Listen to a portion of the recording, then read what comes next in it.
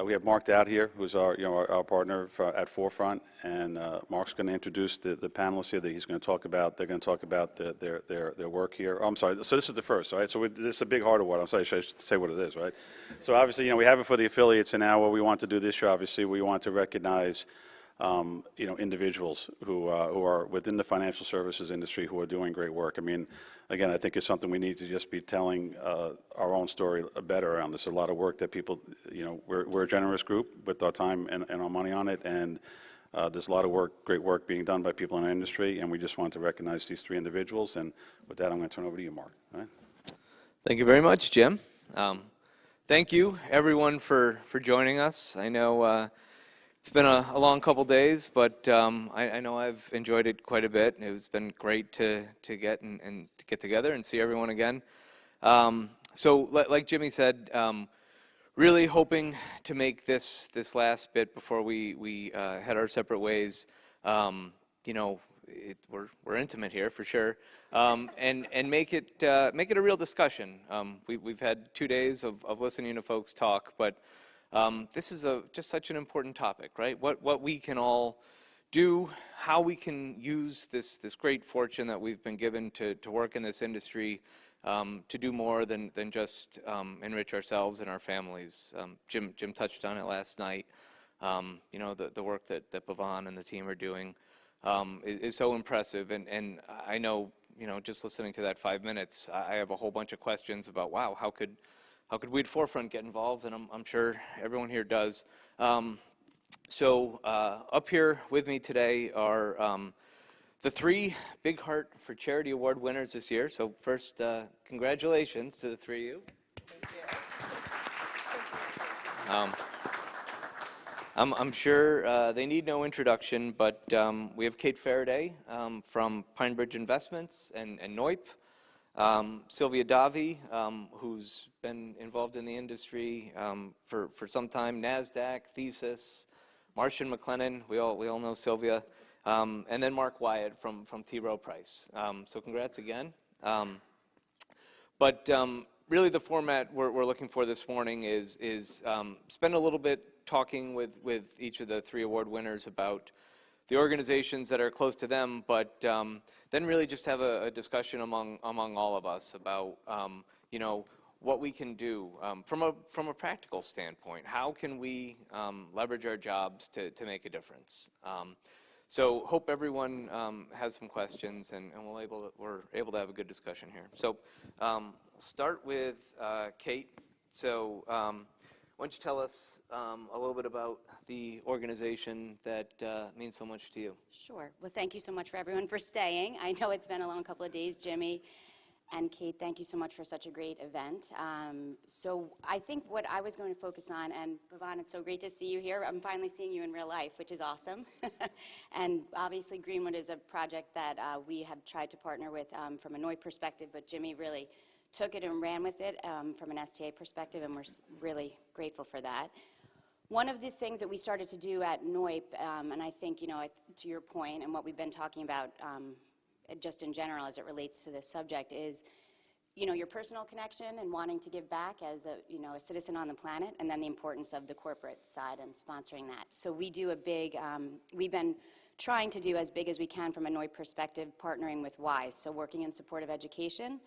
Started over 20 plus years ago by a woman named Phyllis Perillo, who worked on the floor of the exchange, and then she just saw a true need, to Pavan's point about women in general in the industry and trying to find ways to help, but then also realizing that financial literacy was not readily available to a number of different communities. So they have a multitude of different ways that you can partner, from sponsoring a class in a high school for as little as $500 to very big international programs that she's been trying to do on the national level, but exposure from different types of Euro challenges and things that a number of NOIP members have gotten involved in.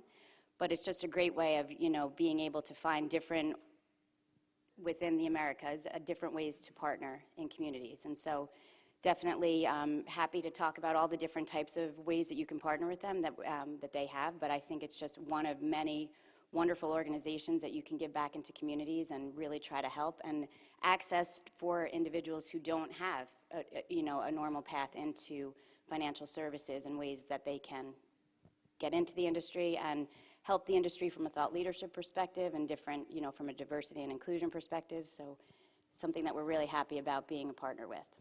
What about their missions clearly around education? Do you have some sort of personal connection there? What drew you to this particular group? Yeah, so for me, I mean, I come from a town where there's a ton of Wall Street people, but I don't come from a family that has anyone except for myself. It's funny, I met with my cousin last night who's ironically in town for a medical conference.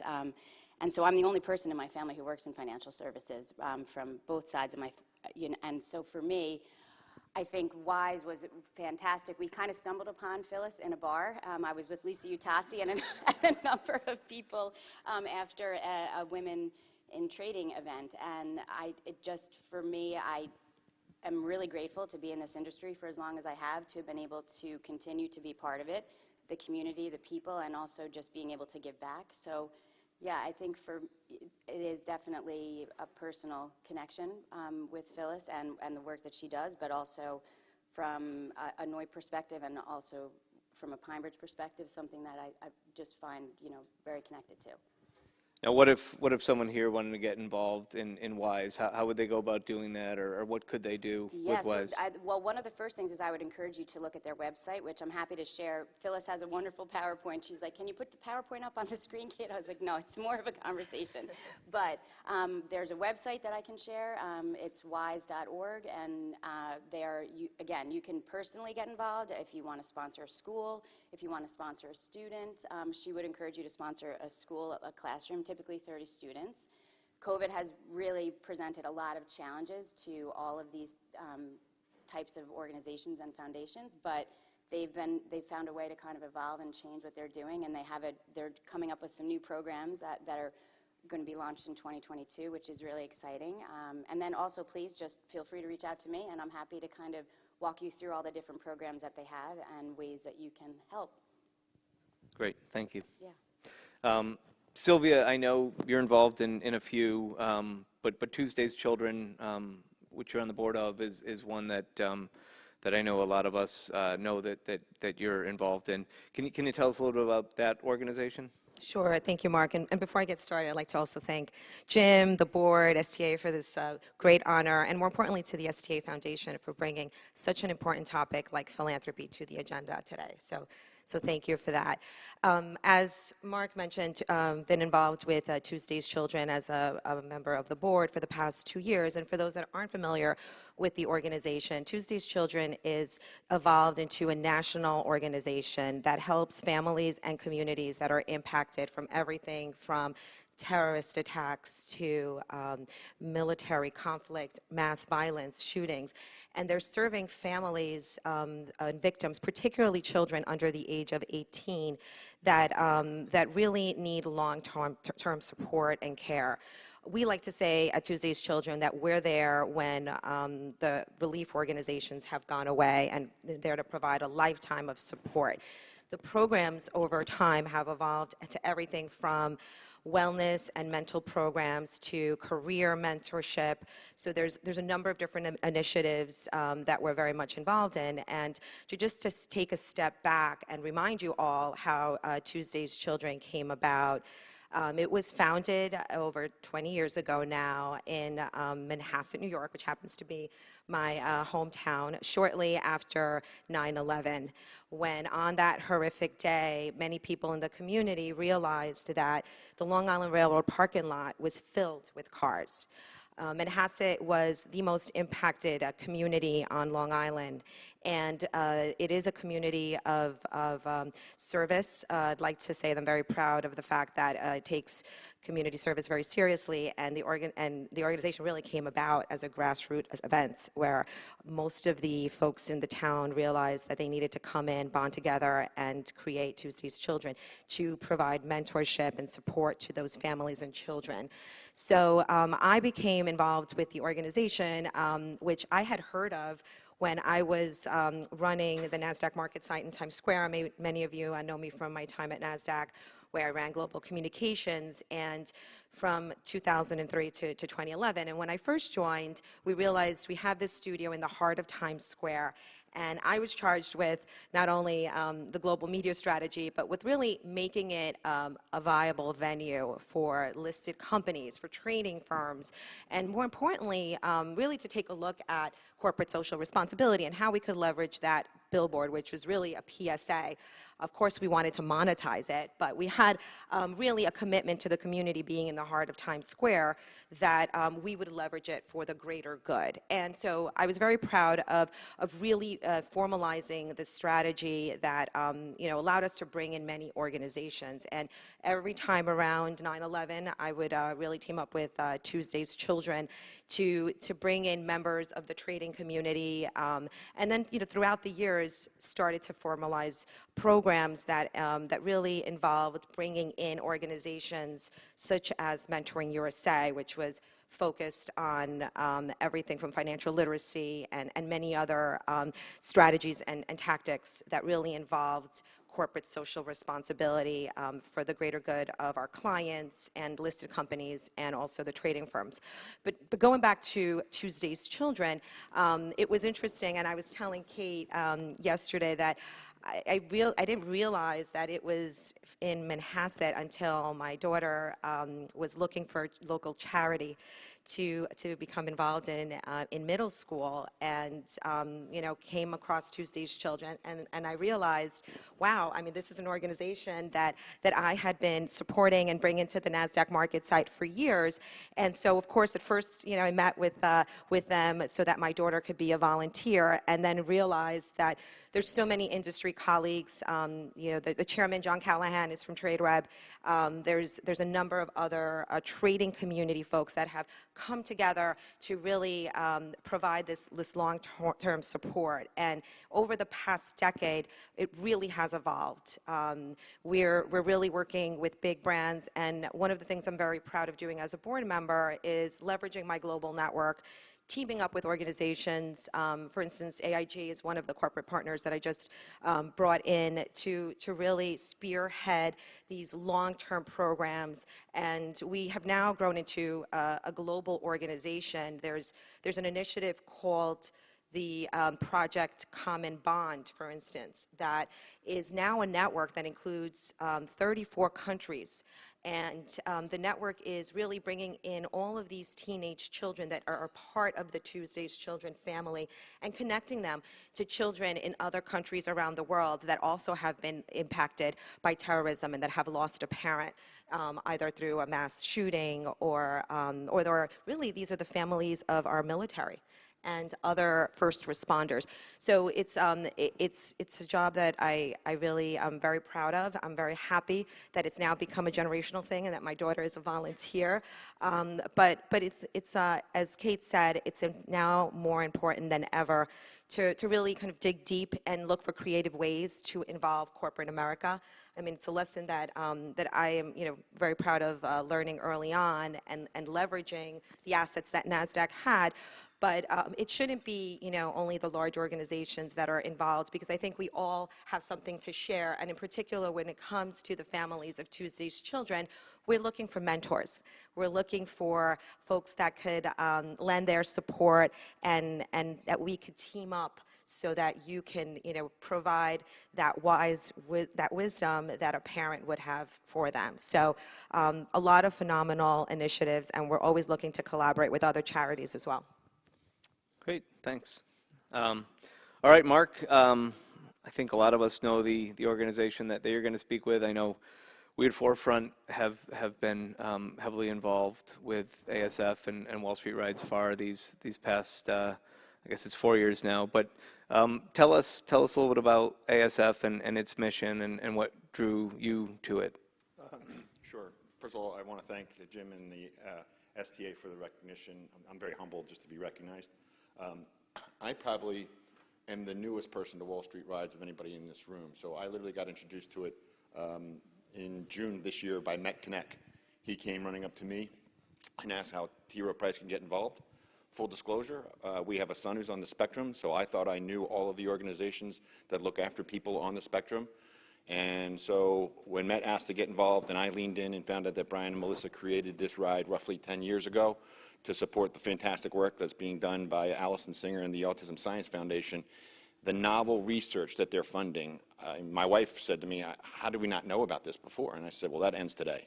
So I ran right to the top of the house at T. Rowe Price and said, here's a fantastic organization doing innovative work for a cause that's impacting more and more families these days, myself included. And of course, the firm asked, okay, are there other associates within T. Rowe Price who would be willing to get involved? And I, again, was very lucky that there was already a neurodiversity working group that was working people who have children or friends on the spectrum. And I could just show the top of the house that, yes, this is impacting the community and people at T. Rowe Price. T. Rowe is very involved in the communities and wanting to give, so I was delighted when they agreed to become a diamond sponsor. And I was blown away when I made one more ask, and I said, oh, by the way, you have that beautiful campus out at Owings Mills. What if we did a ride out in Owings Mills and we shut the campus for one Saturday? You know, I thought they were going to say, hey, you're pushing it here, kid, so go back and sit down. So they did it, and we got involved. And why is it important to me? As I mentioned, we have a son on the spectrum, and we have been very, very fortunate to get the support, the schools for our son.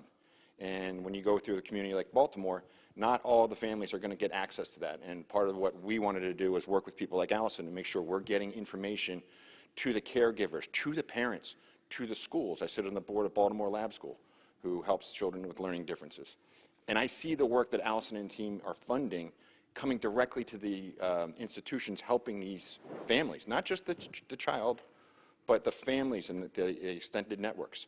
So I wanted to make sure, my family wanted to make sure that we were able to give back and have others be able to give it. And 1 in 54 kids these days are diagnosed with autism.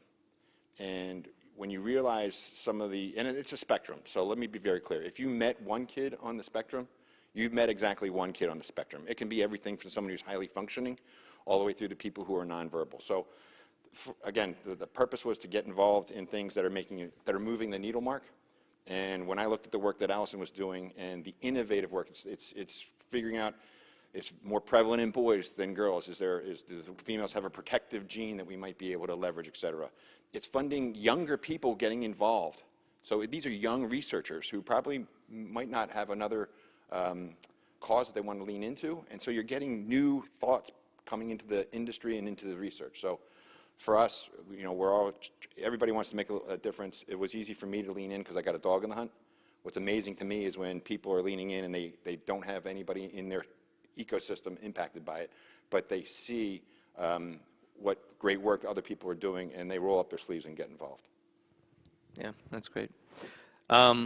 Okay, first question for the group, and again, hoping to make this more of a discussion. So I'll kick off, but really curious what others have to say or think. But pragmatically, how does someone go about activating their organization? Obviously, Marc, that was a great example of what you were able to get T. Rowe to do, but what would your advice be to any one of us here who wants to involve our organizations in the philanthropic causes that are important to us? To borrow a sell-side phrase, you got to ask for the order, right? So you got to figure out, does your organization have a corporate social responsibility element to it?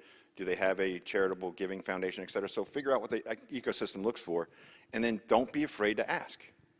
And if you want to raise $5,000, ask for 10. And guess what? You might be told no. And that's okay. And so I hope you take that away and say, okay, I'm going to figure out who else in this organization might care like I do, and go back the next year. And figure out what resources are available. So there are matching campaigns that a lot of companies have. Be a maven and an advocate in your group. I mean, if the corporation has a matching, charitable matching program, then you go and tell people on your team, have you taken advantage of that? To me, and again, I'm giving no financial advice here, but if you have a 401k match and you're not maximizing it, you're leaving money on the table. I look at the charitable matching exactly the same way. It could double the power of the dollar that you're putting to work. And if you can get a couple of your people, and it's been a long time since I used shampoo, but if you remember the shampoo commercial about, if you tell 2 friends and they tell 2 friends, et cetera, et cetera, et cetera, the power of the network just expands. And that, we all know about the compound power of interest. The compound power of that matching with additional people getting involved can really move the needle. Yeah, I would agree. And I think persistence is really important. I think leveraging your network, continuing to be that kind of loud voice in the room about how important it is, and then finding champions, whether they're, in your department or others, and people who have a personal connection, and even if they don't, maybe encouraging them to find one. I think has been, for me, a big way of trying to kind of build consensus and get people on board. Although I do feel that most individuals really do want to get involved, and sometimes, I guess, even Marc, to your point about not knowing about the organization, sometimes people just don't know what they don't know, so you have to kind of shine the light on whatever it is that's, near and dear to you. And just to add to that, and I want to make sure, just to comment on Marc's point about not leaving money on the table, I want to make sure that you all notice that Instinet has a phenomenal, had a phenomenal idea and provided us all with $20. So if you've seen these cards in your rooms, it's to donate to your charity of choice. And I mean, I worked at Instinet early on in my career. I'm very proud to see them continuing to give back, and they are a longtime supporter of Tuesday's Children. But I would say, just to echo what my colleagues here have said, is that for every organization, it's different. When I left to go to when I left NASDAQ to go to Marsh & McLennan, the CEO was really driving philanthropy. He believed in it. He was very passionate about it. And Brian Duperreaux's vision was to launch a corporate citizenship campaign. And how do you do this in a massive organization, right? And so one of the initiatives that we did is that we empowered all of the operating companies and all of our employees to pick their own charity of choice and gave them a day of volunteerism. And I think, it's a phenomenal idea. Who doesn't want to have a day off? But more importantly, who doesn't want to have a day off to give back and do some good? So there's a lot of creative ways. And more recently, here in the industry, I've had the opportunity to approach some trading firms like Imperative Executions, Intelligent Cross, to lend a day for charity.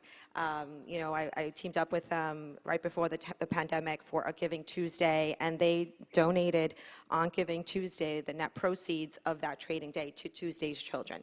These are just two examples and creative ways in which we all could really go to our employers or the industry as a whole and get involved.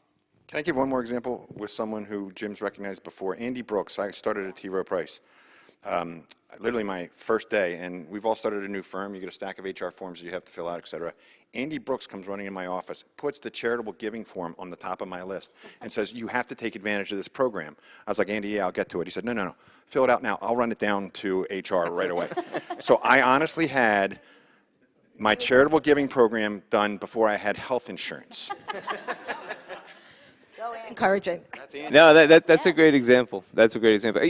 So we said there's going to be audience participation. Now's the time. Curious what other people have found to be successful. I know we've got Allison Singer from ISF and Bevan and the Greenwood folks. Curious what you have seen from organizations that you've worked with. Like, what are some good practical tips for all of us here?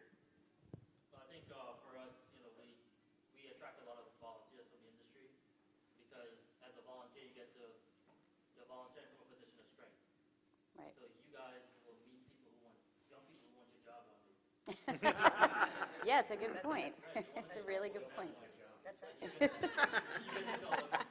don't want that job, right? That's part of the exposure thing is, like, leaning into employee engagement is so high with Greenwood Project because individuals are coming in to meet young people who want to have their seat one day. Yeah. So I think it's really getting the story out, the message out to your staff, your employees, your colleagues.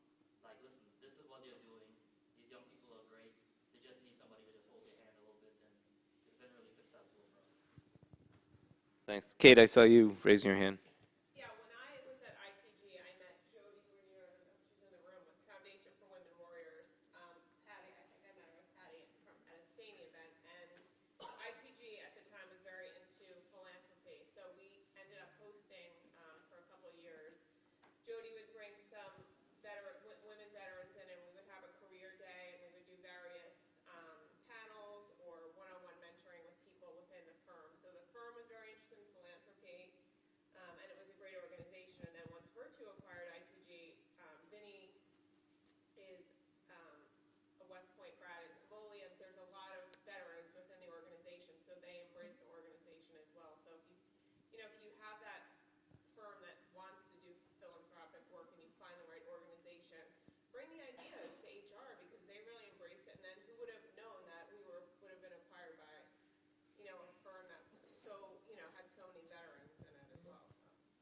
right? And Allison, I saw you raising your hand. Yeah, I absolutely agree. I think when you find the right charitable organization, not only will the members of your team feel good about being involved in philanthropy, but the right organization will try to meet them where they are. They'll understand the industry's culture. They'll understand the industry's goals. I think, and make it meaningful as a participatory event. I think one of the things that we've seen come out of the Wall Street Rise Bar event, which I think is unique to the trading industry, is that when it comes to fundraising, the different teams representing the different firms are very competitive. Raise the most money. Yeah. And, let me say, as the head of the Autism Science Foundation, I strongly encourage that. Yeah, I think more than ever, right? We all have diversity and inclusion initiatives that we need to fulfill within our organizations and hopefully care tremendously about that from a personal perspective. And I think, you look at Greenwood or you look at WISE that works with high school students as well and women who have been in abusive relationships and trying to help them understand what financial literacy and independence means. Find ways to weave it into your corporate mission. And diversity and inclusion means a lot of different things, from the way that you recruit people and their thought leadership and how that can change an organization and help encourage a better culture and ways that you can do it there. I think for me, that's in my new role at PineBridge, is definitely something that I look to. And the wonderful thing is there are thousands of organizations that are different and bring different things to the table and trying to figure out what works best. That's great advice. I saw Patty with her hand up over there. Yeah. Absolutely. Foundation for Women Lawyers, and obviously I have two of my closest charities that I'm very involved with, Jody and also with the Wall Street Rise Bar. And it's great, it's getting the word out, and it's like I always try to find that time during the week as I go through the process. I'm like, all right, here I go again, short of being annoying, and setting and I keep letting my group of people know, like, okay, I'm 80% of my goal, or I'm 90% there, and I'm like, all right, come on. And then within 5 minutes of me sending an email out, I get like 4 or 5 more donations. Yeah. And it's just, and then people start to expect, oh, Patty's email's going to come. Or I haven't seen your email yet. Yeah. And I even told Allison, I said, well, they changed the email system. So I had all my contacts in there. I might have put contacts in there. So I don't have time to type all these. But they're great because they knew if they didn't help, if they helped me, I would help them. So then Blake put all my contacts in the new system. And then I could send out my annoying weekly emails. I had 50%. But it was great. And it's just that word of mouth. And when I started with the organization, we were very small. And it's just, and people that would donate for me, all of a sudden now, have their own team. So I'm like, well, that person's off the list. Now I got to find other people. So by going through the process, the list gets bigger and bigger. And it's a great organization. And both of them are. And Jody and Allison do such great work. So anyway, it feels good to give back. And I would suggest if you don't find the time, make the time. Yeah. I agree. I just would add to that because, doing good is definitely good business. And it's something that years ago, only the Fortune 200 organizations were doing. The good news is that it's here to stay in capital markets and in broader financial services. And we should definitely continue to leverage the power of social media. I could tell you, I have seen so many different charities go viral. I was involved at the Food Bank for New York City served a term there as CMO. And, we used the power of social media and celebrity to challenge Gwyneth Paltrow, and you may have heard of the food stamp challenge where she empowered other celebrities to join her in living on a food stamp for a week. And so I'm proud to say I kicked off that strategy that went viral and became a national campaign. And one of the other things I will say is that just because you're affiliated with one organization, it doesn't mean that you shouldn't team up with others. I believe very much in building bridges. I was just talking to Allison earlier about how we could collaborate, and I think it's important because this is what is expected. Millennials really underscored the importance of giving back, but I could tell you, because I have a daughter who wants to change the world, and Gen Z is all about purpose and working for organizations that are doing good and giving back, and you know that as well. I think one of the benefits too, as far as companies, what they're starting to see is like you're creating these moments where your employees are having an experience together, and from that becoming, there's a relationship forming. I remember I went up to Boston one time for a Boston affiliate, and it just happened to be up there when the Boston affiliate folks were working in a soup kitchen that day, and we went in there and we worked in the soup kitchen, and the have another, it's like, if we see each other, we still talk about it. And it's Yeah. essentially Wall Street rides. I mean, that's a pretty cool experience that the, team of 5 from a firm get together, they put on those quirky biking outfits.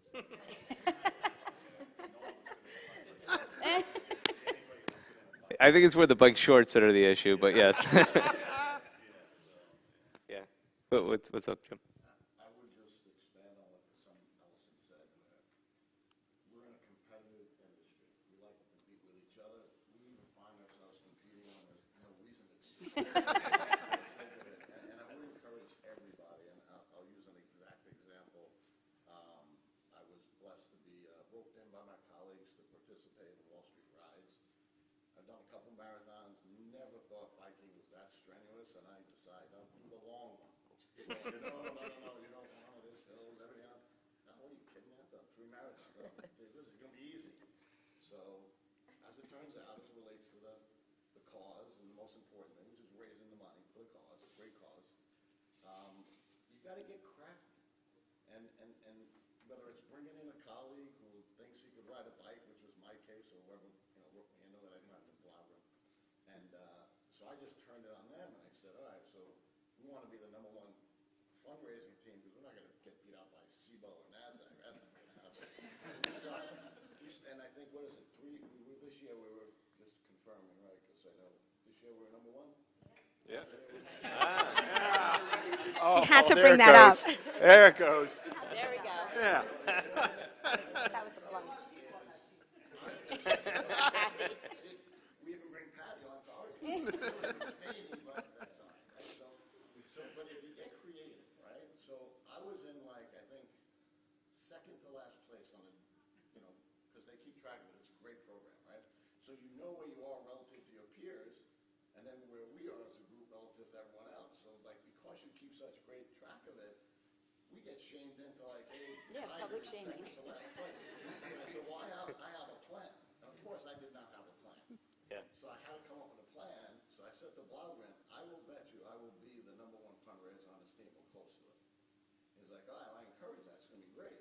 How are you going to do it? I said, I haven't figured that out yet, but I have. So someone had said, I make my own whiskey. It's a common, full disclosure. It's blessed by the New York Stock Exchange. I make it. I drink my amount of it as well. But other folks enjoy it. So I leveraged that. And I said, with every donation that you make, $50 or more, I will send you followers. I'm still delivering the damn whiskey.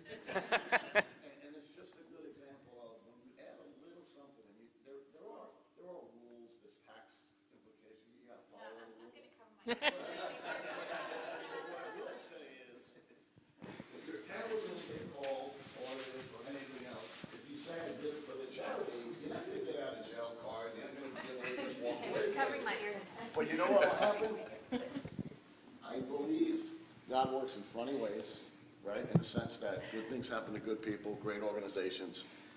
And at the end of the day, what we do as an industry, it comes back tenfold.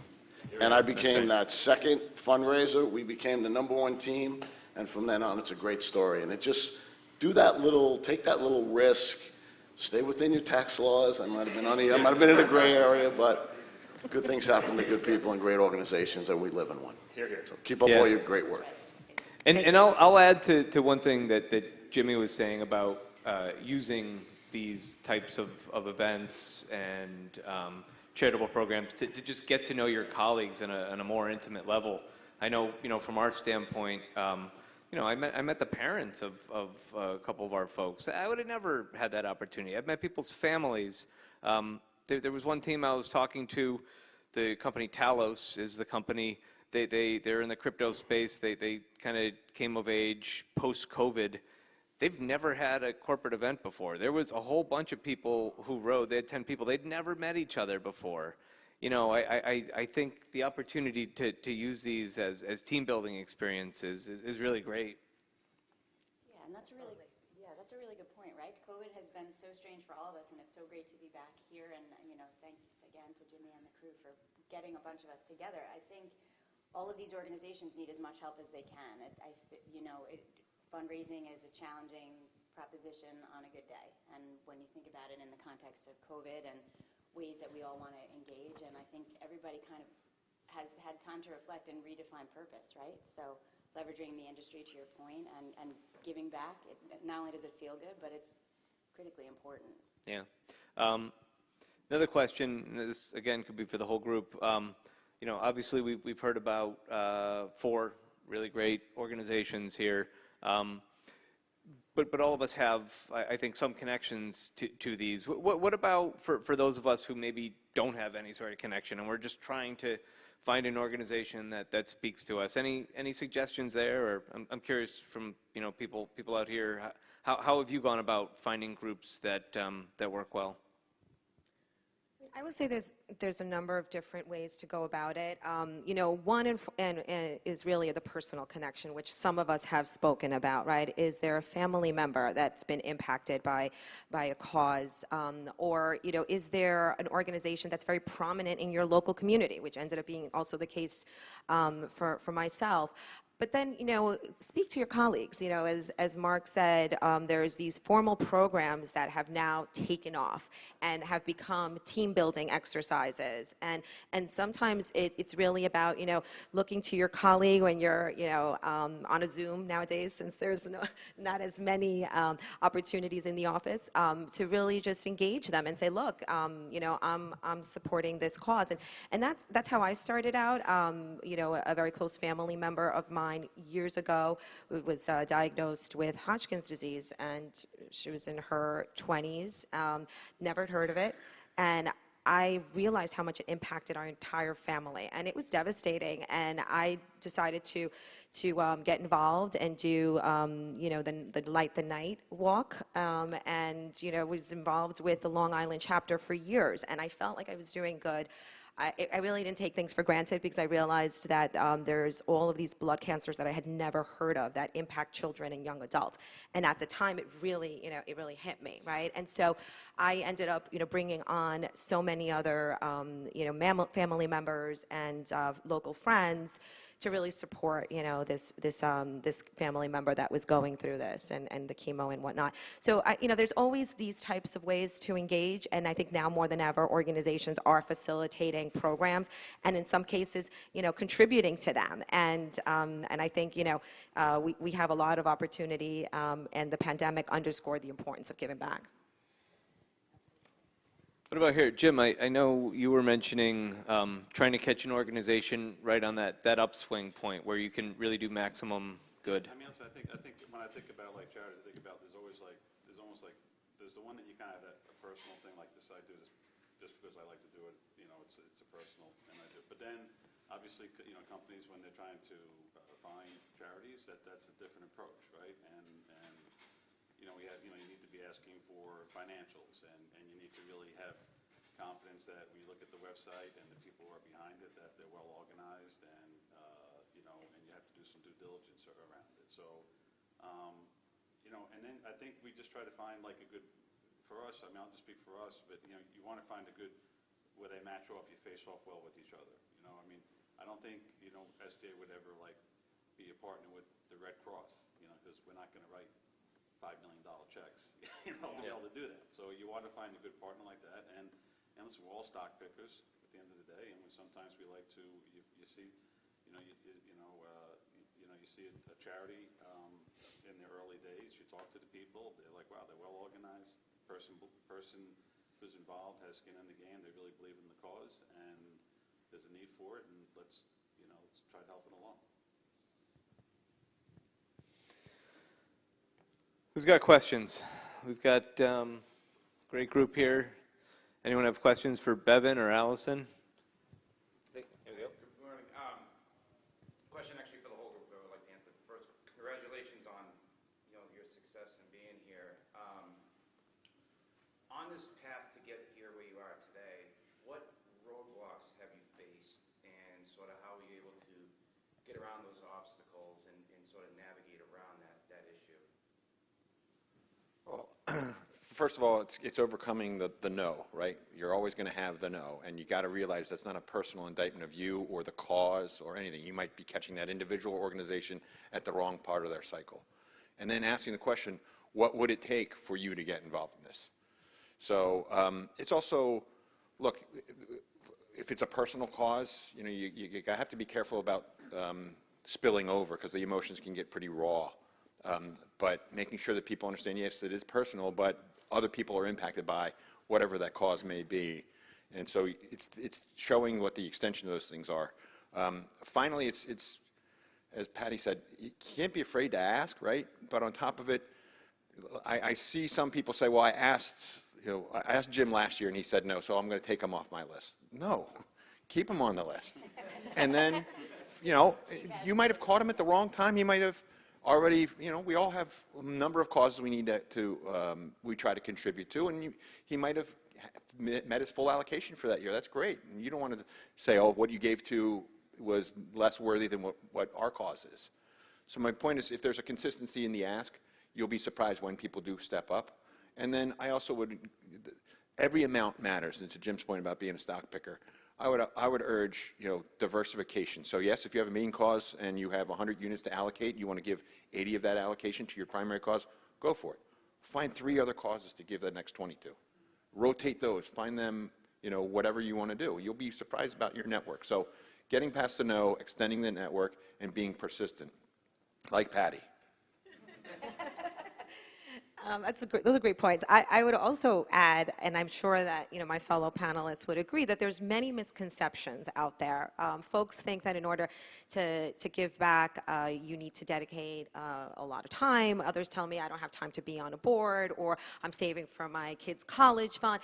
And frankly, if you really just dig deep and are creative, as one of our colleagues said, you don't have to provide from a monetary standpoint, right? I think I gave some examples with the types of ways that we collaborate. We could just be creative, right? And whether it's, knocking on a trading firm's door about, donating your net proceeds after a trading day, or whether it's really, engaging someone to volunteer their time.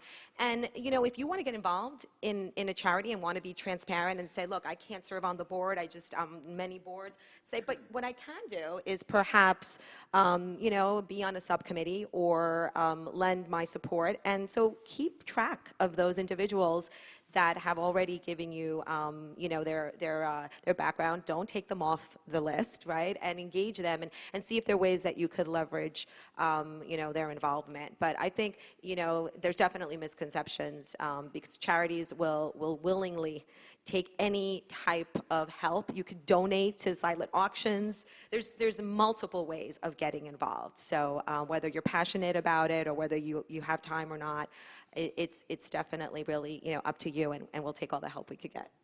Yeah, agreed. I can't really add much to that other than to say the persistence and pivoting to find different ways with which you can find partners economically or not, I think is the most important part, and just trying to not take the no and find the yes.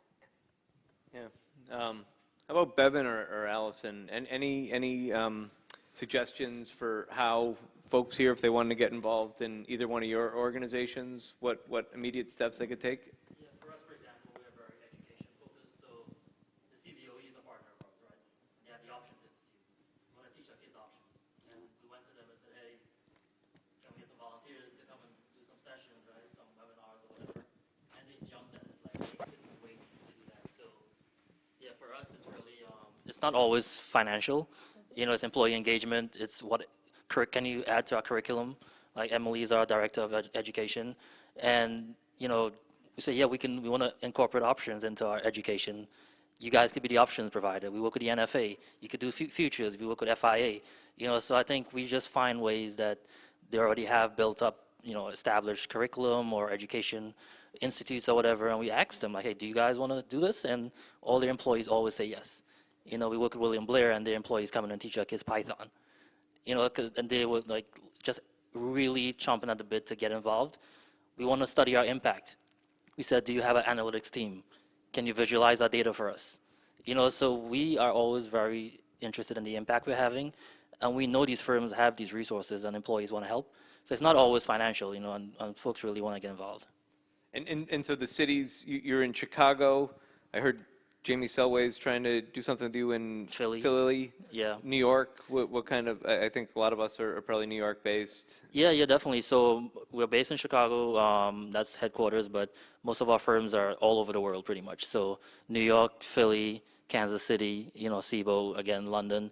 So we're our college students travel, and they can be in an internship anywhere once the world is open again.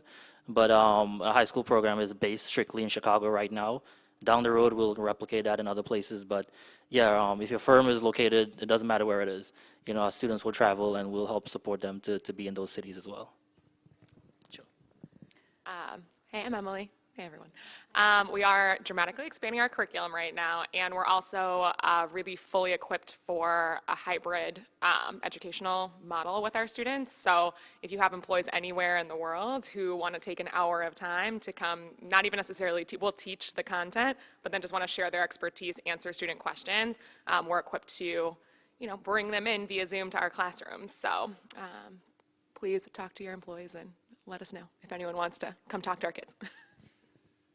And I would add that in addition to supporting our organization by participating in fundraising through the Wall Street Rides Far, the industry can also help us implement our mission by helping us to find families who have children who are newly diagnosed with autism. I think one thing I'm always surprised at is the number of referrals that we get from the fundraising letters that people send out, where you will send an email saying, I'm participating in this event, raising money for the Autism Science Foundation, and then we'll get an email that will be forwarded back to us saying, my nephew was just diagnosed.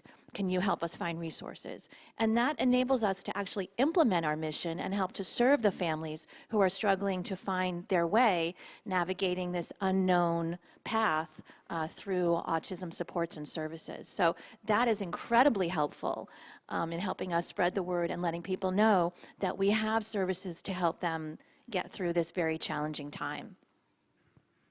Thanks. Any last questions for the panel? For either of these organizations? Can I just add one thing? So just on the firm side, one thing we've realized, so ESG is everywhere. And I tell firms we are the S in your ESG. Yeah. I've been using that line quite a bit. It's very hard to measure the S, right? We struggle with that. But we show up in everybody's impact report these days, like Greenwood does. And we know what that means for firms, especially publicly traded firms. So again, that's my message to firms. If you want to get involved and you need another reason to get involved, that's what we do for you as well. So, yeah. I'm glad you mentioned that, actually, because I was talking about it with our colleagues here. In the early 2000s, we were hearing a lot about ESG, and it was really, I think, the governance components that were coming to the surface. Many of us remember Sarbanes-Oxley and all these regulatory, components that really brought up transparency and governance. And then, it really wove into the E and the environmental, and are you a green business, and LEED certified. And then, over the past couple of years, I will say that the S was a lot about diversity and inclusion. And I really think, and I actually penned an article on this not too long ago, that the pandemic underscored the S, but the social responsibility components of it. I think, it humanized a lot of us in this industry that maybe never cared before about giving back when they saw many businesses go under, when many people lost their jobs. And so I think, if there's one message that you could take from all of us today is really, to reflect on how to give back. It went from social responsibility being a nice to do in the industry to what is your social purpose. And now it's really about what is your social impact? What impact are you going to have in the long term? Yeah, that's a great point. Well, thank you, everyone, for sticking around. Congrats again to our award winners.